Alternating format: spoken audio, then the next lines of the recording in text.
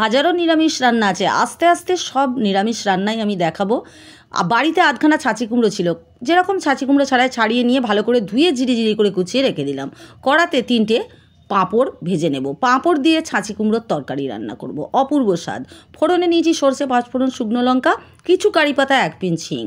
ফোড়ন আর হলুদ ছাড়া আমি এই ছাঁচি কুমড়োয় কোনো মশলা ব্যবহার করব না। দিয়ে দিলাম ছাঁচি কুমড়ো, একটু নেড়ে হলুদ, সামান্য নুন, চিনি আমি একটু বেশি করে দিয়েছি। নুন মিষ্টিটা আপনারা নিজেদের স্বাদ অনুযায়ী দেবেন। নাড়ার পরই ছাঁচি কুমড়ো থেকে যে জল বেরোচ্ছে, তবুও আমি এতে খানিকটা জল দেব, দিয়ে 5 মিনিট সেদ্ধ করে নেব।